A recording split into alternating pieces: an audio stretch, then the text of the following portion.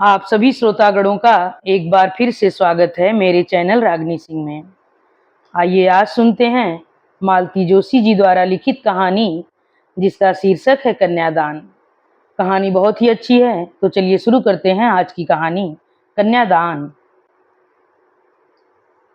दूध जलने की अजीब सी गंध पाकर मेरा माथा ठनका।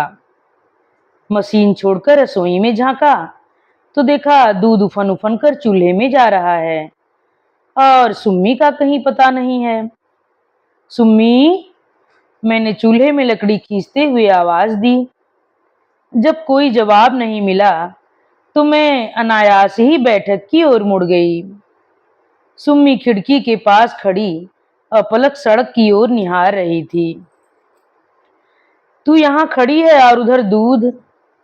दीदी को शायद फिर कोई देखने आए हैं, उसने मेरी बात अनसुनी करके कहा। अच्छा, अब तो मुझे भी कौतूहल हुआ। देखा दद्दू की आलीशान गाड़ी के साथ एक और भी खूबसूरत कार सड़क पर खड़ी है। योगेश कार के दरवाजे पर सबकी आगवानी कर रहा था और दद्दू सीढ़ियों पर हाथ जोड़े खड़े थे। जब सब लोग साथ वाले मकान में अदृश्य हो गए तो मैं वापस मशीन पर आकर बैठ गई। सुम्मी भी मेरे साथ चली आई, पर अब सिलाई में मन नहीं लग रहा था। लड़का कौन सा था री? वह नीले सूट वाला या हरे स्वेटर वाला? मैंने कहा। तुम भी माँ गजब करती हो। जीजी के लिए वो स्वेटर वाला कैसा लगेगा, जरा सोचो तो। सुम्मी ठीक ही कह रही थी। राजी के 5.5 फुटी कद के सामने अच्छे अच्छे लड़के भी बौने लग उठते थे। कितनी ही जगह सिर्फ इसी कारण रिश्ता नहीं हो सका था। तब से लड़के की ऊंचाई का खास ध्यान रखा जाता था। सोचते सोचते मन हठात उदास हो आया। 2 साल पुरानी वह बात याद आ गई। कितना अच्छा घर था। लड़का इंजीनियर, बाप डिप्टी कमिश्नर। ऊंचाई 5 फुट 8.5 इंच थी। फिर भी राजी के सामने जरा सा लग रहा था और राजी ने मना कर दिया था। दूसरे दिन योगेश घर पर आया था। पहले तो उसने राजी को बखू कोसा था, फिर बोला, चाचा जी, इतना अच्छा लड़का हाथ से जाने देना नहीं चाहते थे पिताजी। उन्होंने कहा है कि सुम्मी के लिए बातचीत कर ली जाए। अभी 2 दिन और वे लोग शहर में ही हैं। देखने दिखाने का कहें तो इंतजाम हो भी सकता है। मेरे मुंह में तो जैसे पानी भर आया। बड़ी आशा से सुम्मी के पिताजी की ओर देखा, पर इन्होंने बड़ी विद्युत मुस्कुराहट के साथ कहा था, योगेश, अपने पिताजी से कहना अपनी बेटी की जूठन यहाँ न भेजें। सुम्मी का बाप अभी जिंदा है। योगेश अपना सा मुंह लिए लौट गया था। बड़ी शान से कह दिया था कि उसका बाप जिंदा है। बाप ऐसे ही तो होते हैं। 2 साल में कितने लड़के देखे हैं। दद्दू को देखो, सारा हिंदुस्तान छान मारा है। कहां कहां से लड़के ढूंढ लाते हैं, पर राजी की कुंडली में पता नहीं कैसे योग हैं। कहीं उसकी ऊंचाई आड़े आ जाती है तो कहीं डबल एमए की डिग्री। कभी जीजी को घर पसंद नहीं आया, कभी राजी को वर। और दद्दू या योगेश फिर घूमना शुरू कर देते हैं। जब भी वे लोग कोई लड़का नापसंद कर देते हैं तो मेरा मन उस बच्चे की तरह दुखी हो जाता है जो खुद खरीद कर मिठाई खा नहीं सकता, दूसरों की फेंकी हुई उठा नहीं सकता और तरस कर रह जाता है। इन सब बातों को सोच सोच कर आजकल मेरी आंखें अपने आप ही भर आती हैं और किसी काम पर बैठना कठिन हो जाता है। ये तो दिन भर बाहर रहते हैं, दिन भर। इतनी बड़ी लड़की आंखों के सामने रहने पर मेरी छाती में कैसा क्या होता रहता है, इन्हें क्या पता। कहते हैं तुम नाहक फिक्र करती हो। आजकल तो 25 साल से पहले कोई लड़कियों की शादी की बात सोचता भी नहीं। ठीक है, लेकिन वे लड़कियां क्या दिन भर इस तरह घर में बैठी रहती हैं? लड़की को कॉलेज आप भेज नहीं सकते, खर्च नहीं पूरा पड़ता इसलिए। नौकरी नहीं करवाएंगे क्योंकि इससे आपकी बेइज्जती होती है। फिर वह बेचारी क्या करे, दिन भर माँ के साथ खाना बनवाए, सिलाई करवाए या माँ, दद्दू आ रहे हैं। कौन? मैंने अपनी विचार तंद्रा से जागते हुए सुम्मी से प्रश्न किया। दद्दू आ रहे हैं? पिछले रास्ते से छत पर होकर आ रहे हैं। मैं तो अवाक रह गई। दद्दू पता नहीं कितने सालों बाद इस घर में आए थे। 4-5 साल पहले मुनीस बहुत बीमार हो गया था, तब आए थे, बड़े डॉक्टर को लेकर। बहू, रसोई की चौखट पर खड़े होकर दद्दू ने आवाज दी। मैंने माथे तक पल्लू खींचकर उनके पांव छुए और एक और खड़ी हो गई। बहू, जरा सुम्मी को तैयार करके मेरे साथ भेज दो। राजी को देखने ढेर सारे मेहमान आ गए हैं। उसकी माँ बाहर मेहमानों के पास बैठी है। योगेश की बहू रसोई में अकेली है। सुम्मी साथ रहेगी तो थोड़ा सहारा हो जाएगा, उन्होंने कहा। मैंने सुम्मी की ओर देखा। उसकी आंखों में इनकार साफ झलक रहा था। मैंने आंखों ही आंखों में उसे आदेश दिया और वह पैर पटकती हुई तैयार होने चली गई। दद्दू को मैंने एक मोढ़ा खींच कर दिया और सुम्मी के पीछे पीछे चली आई, यह सोचकर कि ऐसा न हो कि सिलबिल सी चली जाए और जीजी को उसका रिश्ता बताते हुए शर्म लगे। 4 औरतें बाहर की आई थीं, क्या पता कोई घर देखने के बहाने रसोई तक भी आ जाए। सुम्मी तो जैसे भरी बैठी थी, मुझे देखते ही भड़क उठी। उनके सब नौकर चाकर मर गए हैं क्या, जो हमें याद किया गया है? हम नहीं जाएंगे। ऐसा नहीं कहते पगली, वे खुद चलकर बुलाने आए हैं।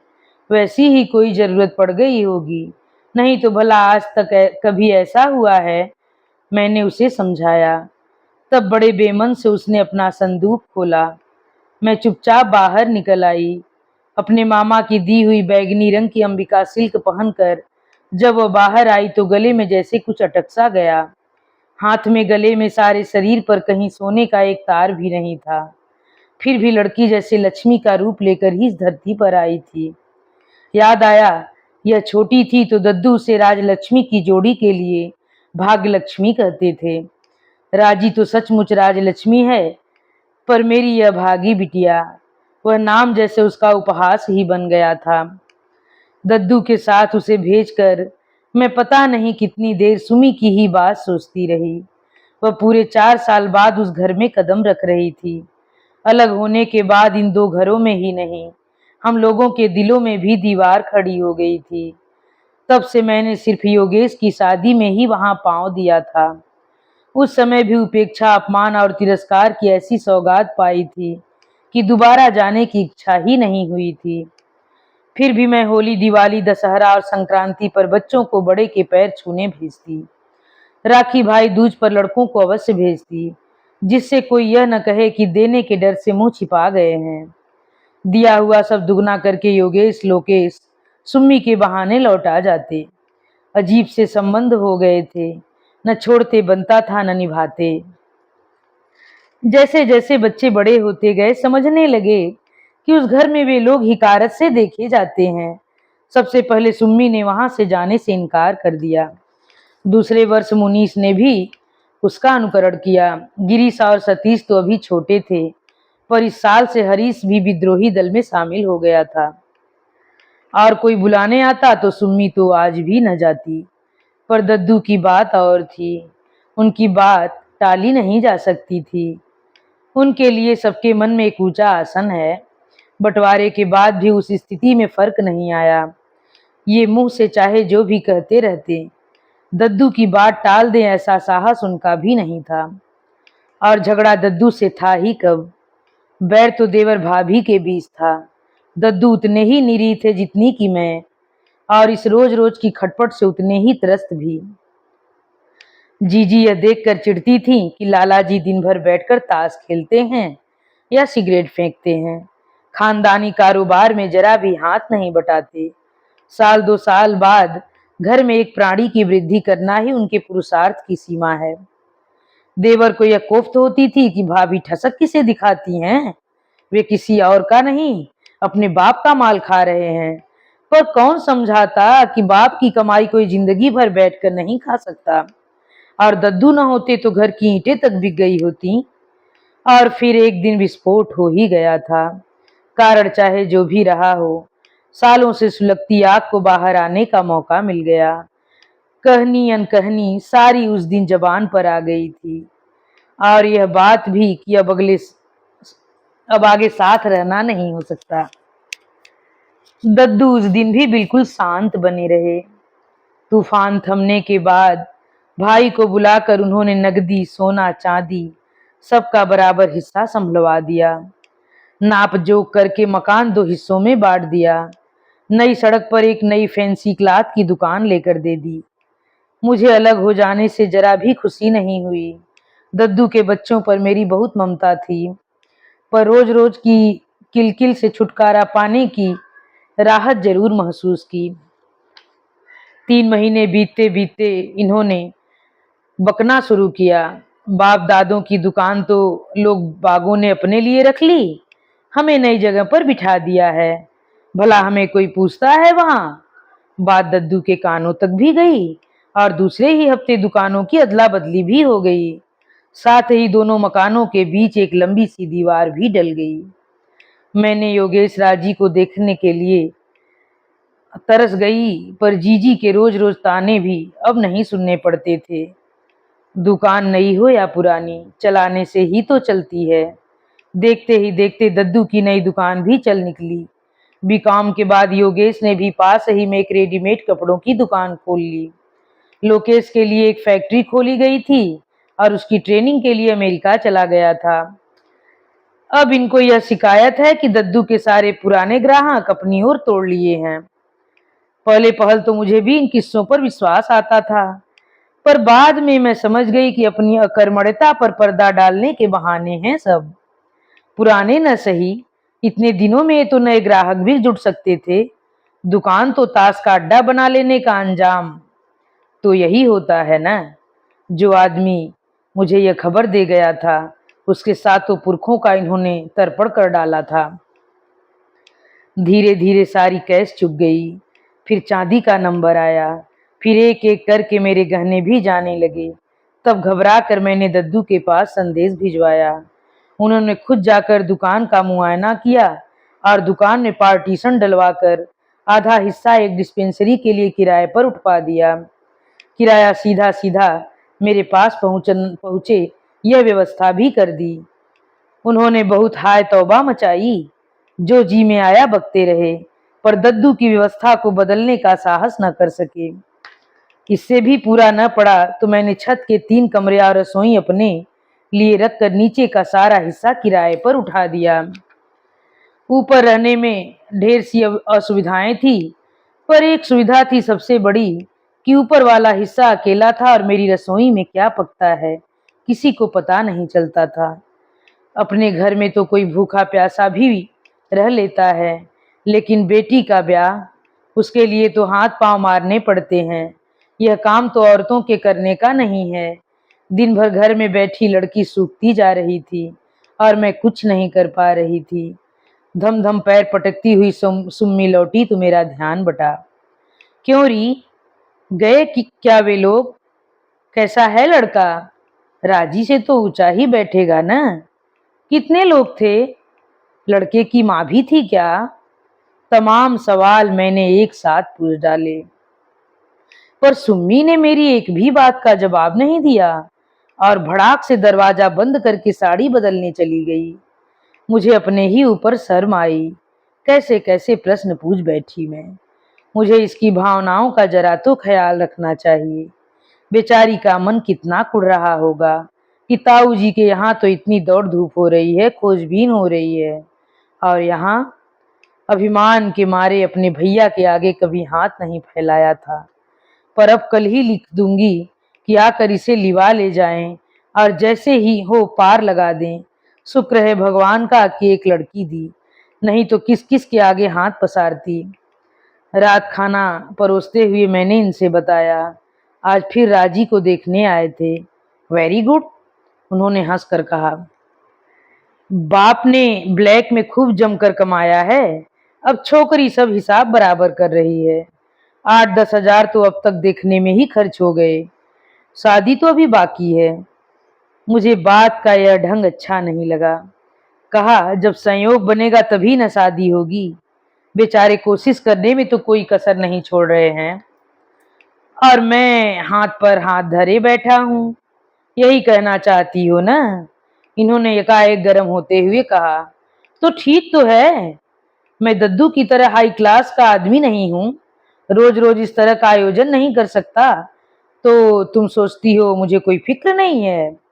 ठीक है, तुमने मेरे बारे में इससे ज्यादा सोचा ही कब है? और थाली सरकाकर उठ खड़े हुए। सुपारी तक बिना खाए बाहर चले गए। मैं बड़ी देर तक वहीं चौके में सिर थामे बैठी रही। इस तरह के सीन आए दिन होते ही रहते थे और हर बार मेरा मन पहले से अधिक उदास हो जाता। जब भी राजी को कोई देखने आया, मैं इनके कानों में यह बात जरूर डालती। मन में एक आशा सी बनी रहती कि कभी तो इसके अंदर का बाप जागेगा, पर सिवा बड़े भाई को गालियां देने के उनसे कुछ नहीं होता था। बहुत हुआ तो मूड खराब हो जाने का बहाना करके बाहर निकल जाते और आधी आधी रात तक घर नहीं लौटते थे। किसी तरह अपने सोच विचार को परे धकेले मैंने रसोई समेटी और बिस्तर पर आकर पड़ रही। दबी दबी सिसकियों की आवाज सुनकर देखा सुमी तकिए में मुंह गड़ाकर रो रही है। मैं उठकर उसके पास गई और प्यार से उसके सिर पर हाथ फेरती रही।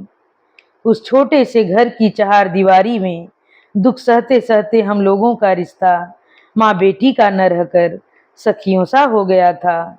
एक दूसरे की व्यथा हम लोग बिना कहे ही समझने लगी थी। देख लली, मैंने उसे थपकते हुए कहा, तू कुछ दिनों के लिए अपने मामा जी के यहाँ हुआ और कुछ नहीं तो इस रोज रोज की चकचक से ही छुटकारा मिल जाएगा। बाहर रहेगी तो उतना ही मन अच्छा रहेगा। हमें कहीं नहीं जाना है। उसने उसी तरह तकिए में मुंह छिपाए हुए कहा। क्यों नहीं जाना है? भाभी हर चिट्ठी में तेरे लिए लिखती रही हैं। उन लोगों ने एक दो जगह बात भी। माँ! सुम्मी एकदम उठ बैठी। नाइट लैम्प की रोशनी में उसका तमतमाया चेहरा साफ नजर आ रहा था। माँ, तुम्हें कसम है, जो तुमने किसी से मेरी शादी के लिए कहा, मैं कुंवारी रह जाऊंगी। तुम मेरे लिए चिंता मत करो। लेकिन ऐसा हुआ क्या है? क्या हुआ है? तुम्हारे लिए तो शायद कुछ नहीं हुआ है, उसने अजीब से लहजे में कहा। पर तुम्हें पता है तुम्हारे इस पागलपन की वजह से आज तुम्हारा मेरा हम सबका कितना अपमान हुआ है? क्यों जिस तिस से मेरी शादी की चर्चा करती रहती हो? क्यों कहा था तुमने दीदी से? क्यों कहा था? और देखते देखते उसका चेहरा फिर आंसुओं से भीग उठा। मैं तो एकदम जड़ होकर रह गई। मैं राजी से सुम्मी की शादी की चर्चा करूंगी? वह कौन सी पुरखिन हो गई है? लेकिन तभी वह प्रसंग याद आ गया जब राजी से पिछली मुलाकात हुई थी। नवरात्र में रोज मंदिर जाने का मेरा नियम था। वह शायद अपनी सहेलियों के साथ दर्शनों के लिए आई हुई थी। मुझे देखा तो दौड़ी आई और इतने लोगों के बीच मेरे पांव छू लिए। संकोच और ममता से भरकर मैंने तो उसे अपने से भींच ही लिया। आसपास दुरती हुई आंखों का भान हुआ। तब मैंने धीरे से उसे अपने से अलग किया। अपने दोनों हाथों से मेरे कंधे पकड़कर वह देर तक मुझे देखती रही। क्या बात है चाची? बीमार थी क्या? कितनी दुबली हो रही हो? किसी को दिखाया भी था? देखते देखते वह बचपन वाली राजी बनी जा रही थी और मुझे रोना आ रहा था। उसे बीच में ही टोक कर मैंने कहा, मुझे कुछ नहीं हुआ। लली, बहुत दिनों बाद देख रही हूं ना तुम्हें, इसीलिए ऐसा लग रहा है। बेकार की बातें रहने दो चाची। तुम सचमुच बीमार हो और छिपा रही हो। इतनी दुबली तो तुम कभी नहीं थी। बताओ, मेरे सिर पर हाथ रखकर कहो कि तुम बिल्कुल ठीक हो। दो दो लड़कियां घर में बैठी हैं। यह मेरे मर जाने के ही तो दिन है। क्यों? मैंने प्यार से उसके गाल थपथपाते हुए कहा। यही तो अन्याय है। सारी चिंता तुम लोग अपने सिर पर ले लेती हो और फिर लड़कियों की हालत देखो क्या हो जाती है। और उसने अपने भरे पूरे शरीर की ओर देखकर मुंह बिचका दिया। लौटते हुए सारे रास्ते मेरी आंखों के सामने राजी का गदराया बदन और खिलखिला चेहरा घूमता रहा। और मेरी सुमी दिन भर घर की चार दीवारी में कैद, माँ की गृहस्थी का भार ढोती हुई, माँ का दुख बटाती हुई सूखती जा रही है, कुंभलाती जा रही है। और सुम्मी कहती है मैंने राजी से सुम्मी की शादी की बात की थी। शायद मजाक में कही उस बात में अनजाने ही मेरी व्यथा में मेरी चिंता उभर आई थी। मुझे ज्यादा सोचना नहीं पड़ा। कुछ शांत होने पर खुद सुम्मी ने ही धीरे धीरे सारी बात बतला दी। मुझसे मिलने के बाद राजी ने एक दिन दद्दू से चुपचाप कह दिया था कि चाची सुम्मी की शादी की चिंता में सूखती जा रही हैं।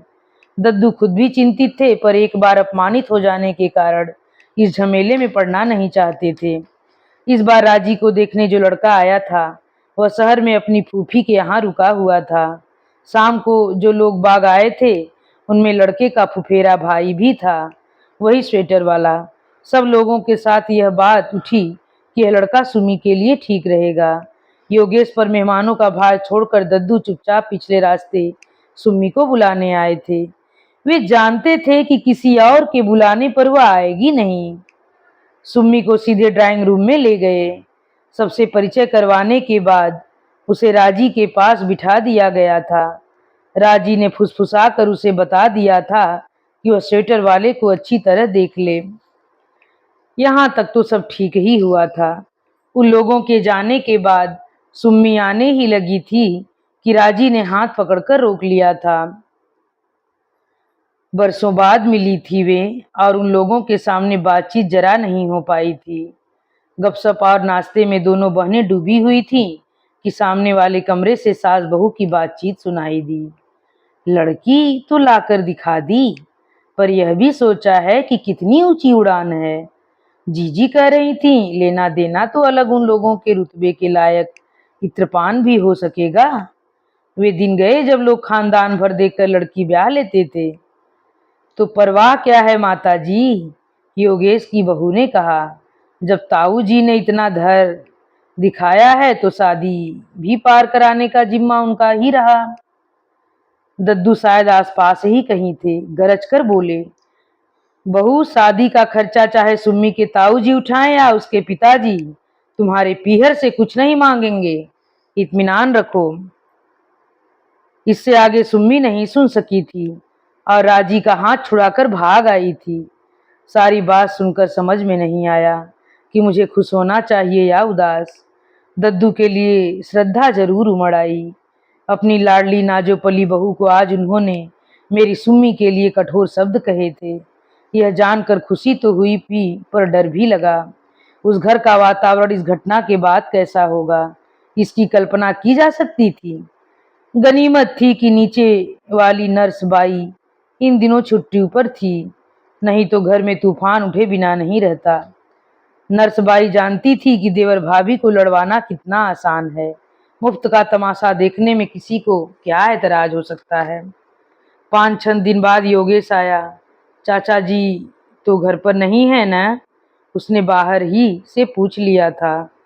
चाची, उन लोगों का संदेश आ गया है, उन्हें सुम्मी पसंद आ गई है।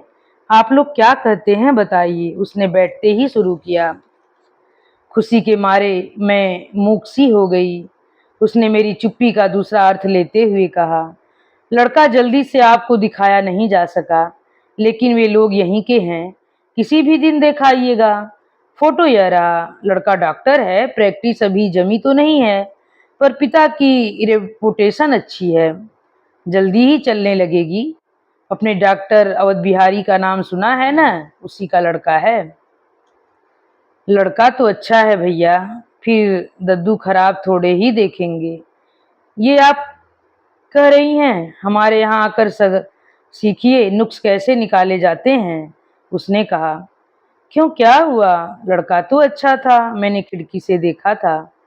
मैंने अपनी ताक झांक वाली बात कह दी और झेप गई, पर योगेश अपनी ही धुन में था। बोला, इस बार जानती हैं क्या बात हुई? लड़के का इंटेलेक्चुअल स्टैंडर्ड नहीं जमा मेम साहब को। वह मिलिट्री का जवान है, बीएससी पास है, पर इनकी तरह लेक्चर नहीं झाड़ता है ना, इसी से इन्हें पसंद नहीं आया। मैंने तो चाची आज ही 2 दर्जन जूतों का ऑर्डर दे दिया है। राजी पर इतना गुस्सा आया। पिता और भाई 5 साल से परेशान हो रहे हैं, पर इनके मिजाज ही नहीं मिलते। मेरी सुम्मी की सी दशा होती तो पता चलता। रात मैंने किस उत्साह से इन्हें यह खबर सुनाई। इस बार जूठन वाला मामला नहीं था, लड़का सुम्मी के लिए ही देखा गया था। फिर भी इन्हें बिगड़ना था सो बिगड़े भी। वाह! बड़ी जल्दी याद आया कि लड़की के बाप भी हैं, उसे कहना चाहिए। उनसे कहो इतना किया है तो कन्यादान भी कर दें। लड़की उन्हें पसंद आने से ही हो जाएगा, हमें भी तो लड़का पसंद हो। लड़का अच्छा है, मैंने देखा है, शहर में ही तो है, आप जाकर देख आइए। पर घर आया इतना अच्छा रिश्ता मैं जाने नहीं दूंगी, मैंने अनुनय के स्वर में कहा। जाकर देख आने से ही सब कुछ हो जाएगा, और उन लोगों के मुंह फाड़कर कुछ मांगा तो क्या करूं? घर लौट आऊं या नदी में डुबकी लगा जाऊं? उस दिन पहली बार मन में उनके लिए तिरस्कार जागा। जब भी कोई समस्या सामने आई है तो मरने जीने की बातें करने लगेंगे, लेकिन हर बार की तरह यह समस्या तो समाप्त होने वाली नहीं थी। यह तो लड़की की तरह दिनों दिन बढ़ती ही जाती। उस दिन मैंने खूब जली कटी सुनाई, न बच्चों का ख्याल किया न पड़ोसियों का। पर इतने दिनों से संचित सारी रोष उड़ेलने देने के बाद भी मन हल्का नहीं हुआ, उल्टे और भारी हो गया। यह घर बेच दीजिए, एक बार वह घर से चली जाए तो मैं बच्चों को लेकर सड़क पर भी रह लूंगी, मैंने आखिर में कहा। पर कहते याद आया, यह घर भी कहाँ अपना था, आधे से ज्यादा तो रहन पड़ा था। थक हार कर मैं जाकर अपने बिस्तर पर लेट रही। क्या पाप किया था मैंने, जो जिंदगी भर इस अकर्मण्य आदमी के पल्ले बंध गई थी। गरीबी से मुझे डर नहीं लगता, अपने पति का साथ हो तो झोपड़ी भी अच्छी लगती है, नमक रोटी में भी स्वाद मिलता है। फिर 10वीं तक पढ़ी हुई थी मैं, इनकी रईस ख्याली आड़े नहीं आती तो गृहस्थी का बोझ उठाने के लिए नौकरी भी कर सकती थी। दुख का बोझ अगर बांट लिया जाए तो इतना भारी भी नहीं लगता। पर इन्होंने जिंदगी भर क्या किया, सिर्फ दूसरों को कोसा ही है। कभी दद्दू को कि उन्होंने ठग लिया मुझे, इसलिए कि मेरे आते ही लक्ष्मी उनसे रूठ गई थी। कभी बच्चों को कि वे अपने साथ भूख और बीमारी के अलावा कुछ नहीं लाए। जीवन में एक तो ऐसा काम करके दिखाते कि मैं गर्व से सिर उठा कर चलती। एक दिन सुबह ही सुबह मुनीस ने खबर दी कि दद्दू आ रहे हैं। हम लोग रसोई में चाय पी रहे थे, बाहर वाले कमरों में बिस्तर फैले हुए थे। मैंने और सुमी ने जल्दी बिस्तर समेटे, तब तक दद्दू ऊपर आ गए। बगुले के पंख सी धोती कुर्ता पहने, माथे पर चंदन का टीका लगाए, सीधे मंदिर से आ रहे थे शायद।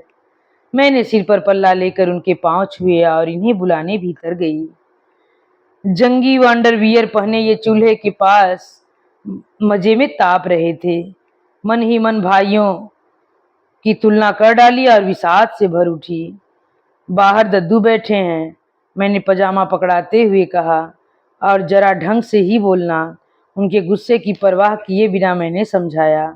वे कमरे में चले गए। मैं दरवाजे से कान लगाए खड़ी थी। योगेश मिला था? दद्दू ने सवाल किया। जी हाँ। उस रिश्ते के बारे में क्या तय किया तुमने? जी, मैंने योगेश को बता दिया था लड़का हमें पसंद नहीं है। मैं तो दंग रह गई, इन्होंने बाहर ही बाहर इस तरह जवाब ही दे दिया और मुझे बताया तक नहीं। दुख और क्रोध से मेरा शरीर कांपने लगा। उधर दद्दू ने प्रश्नों की झड़ी लगा रखी थी। किसे पसंद नहीं है तुम्हें, बहू को या सुम्मी को? नापसंद करने जैसा उसमें क्या है? रंग रूप विद्या बुद्धि कुल गोत्र, किस चीज में तुम्हें दोष नजर आया? जीवन में पहली बार मैंने दद्दू के सामने बोलने का साहस जुटाया। जी, लड़के में तो रत्ती भर दोष नहीं है, इतने ऊंचे घर में संबंध करने से संकोच ही हो रहा था इसी से। तो हमारा घर नीचा है, दद्दू गरजे। रही दान दहेज की बात, तो कोई उनके दरवाजे तक गया भी है पता लगाने? वे दान दहेज न भी लें तब भी ये शादी नहीं हो सकती। मेरी इतनी हैसियत नहीं है। बड़ी देर बाद इन्होंने मुंह खोला। तुम अगर सोचते हो कि कोई नारियल सुपारी के साथ तुम्हारी बेटी ब्याह कर ले जाएगा तो भैये, हिंदुस्तान में अपनी 50 साल तक हिंदुस्तान में भी 50 साल तक वह दिन नहीं आएगा, दद्दू ने कहा। जी, मैं चाहता भी नहीं कंगालों की तरह शादी करना, बस जरा सुविधा जुटा रहा हूं। तुम जिस तरह से सुविधा जुटा रहे हो उसके इंतजार में तो लड़की बूढ़ी हो जाएगी। भैये फूस की आग पर तापना बड़ा मुश्किल है। जुआ चाहे सरकारी लॉटरी का हो या मटके का, किसी का घर नहीं भरता। मैंने लोगों को रातों रात कंगाल होते देखा है। भवावेश में उनका गला भर आया। वे शायद और भी कुछ कहते, पर इनके तमतमाए चेहरे को देखकर चुप रह गए। पत्नी के सामने इस तरह अपमानित होना इन्हें शायद अच्छा नहीं लग रहा था। खैर, जैसे भी तुम ठीक समझो। बहू, ये पासबुक रखो। ये पैसा सिर्फ सुमी की शादी के लिए ही रख छोड़ा था। यह रिश्ता पसंद नहीं तो कोई बात नहीं, दुनिया में और भी लड़के हैं, लेकिन सिर्फ पैसों की तंगी के कारण लड़की को ज्यादा दिन तक घर में बिठा कर तो नहीं रख सकते हम।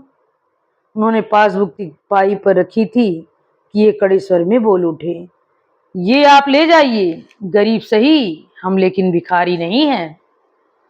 मैं भी कोई महात्मा नहीं हूं जो तुम्हें दान दे रहा हूं। दद्दू ने भी कड़क कर जवाब दिया। गांव का मकान बेचकर जो रुपए हाथ आए थे, उनमें से आधे तुम्हारे नाम पर डाल दिए थे। उन पर तो अपना अधिकार मानते हो कि नहीं? आपने तो बतलाया था कि वो मकान अस्पताल के लिए धर्मार्थ दे दिया है। ये बोले, अभी कहा न कि मैं कोई धर्मात्मा नहीं हूँ, व्यापारी आदमी हूँ। इतनी बड़ी हवेली यूं दान कर दूं ऐसा संत नहीं हूं। ये बात मुझसे छिपाए रखने की क्या जरूरत थी? इन्होंने खींच कर पूछा, पर दद्दू ने कोई जवाब नहीं दिया। गोद में रखी टोपी सिर पर रखकर सीढ़ियां उतरने लगे और जवाब देने की जरूरत क्या थी? क्या ये स्वयं ही अपने प्रश्न का उत्तर नहीं थे? कांपते हाथों से मैंने पासबुक उठा ली। उसमें रुपया जमा करने की तारीख उसी महीने के अगले माह की थी, जिस महीने में हम लोगों का बंटवारा हुआ था। और इन्हीं अंतिम शब्दों के साथ यह कहानी यहीं पर समाप्त होती है। आप सभी श्रोतागणों से मेरा विनम्र अनुरोध है कि मेरे द्वारा बोली जाने वाली यह कहानी अगर आप लोगों को पसंद आई हो तो कृपया मेरे चैनल को सब्सक्राइब, वीडियो को लाइक और कमेंट करके बताना मत भूलिएगा कि कहानी आप लोगों को कैसी लगी। धन्यवाद।